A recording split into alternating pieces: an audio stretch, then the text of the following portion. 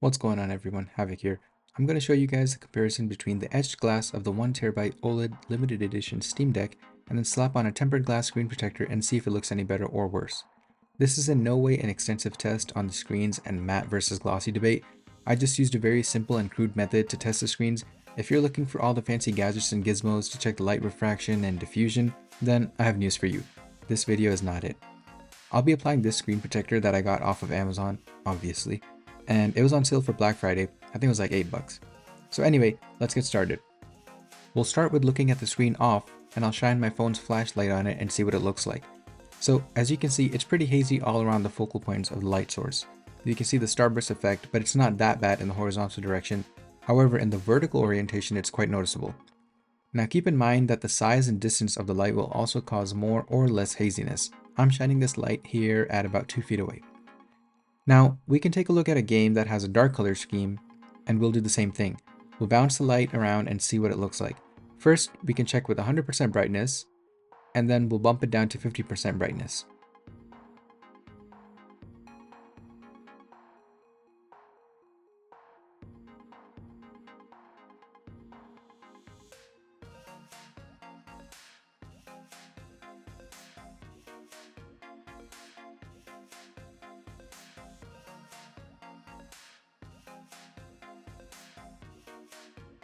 Next, we can take a look at a game that has a lighter color scheme and do the same thing at 100% brightness and 50% brightness.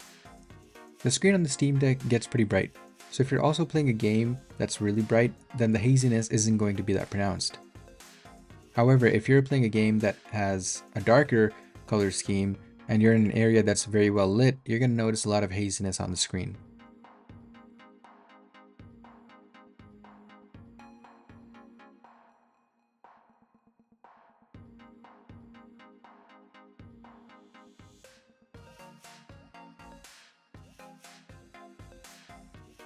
Okay, now that I've installed a tempered glass screen protector, let's get started looking at the screen.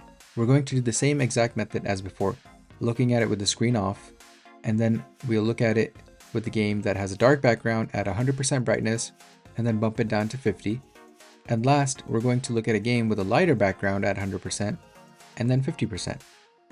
As you'll notice, the haziness is gone, but the light source is very easily identifiable, and the starburst effect is a lot more pronounced in the horizontal and vertical planes.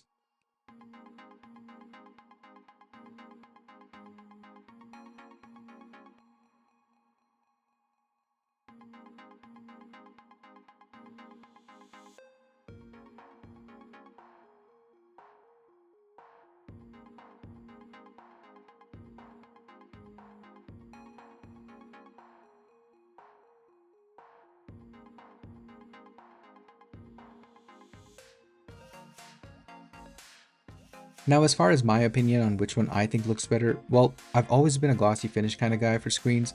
I feel like the etched glass takes away from the vibrancy or the colors of whatever you're watching or playing, but that's super subjective. If there's a difference between the two, it's going to be very small.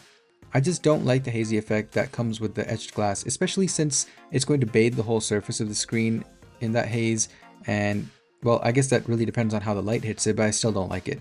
On the flip side though, the tempered glass will literally become a mirror if the light is bright enough, because that's how reflective it can get. So hopefully your reflection isn't scary. Alright, well that wraps up this video. I hope it was even a teeny tiny bit helpful for you. Anyway, thanks for watching, Havoc out.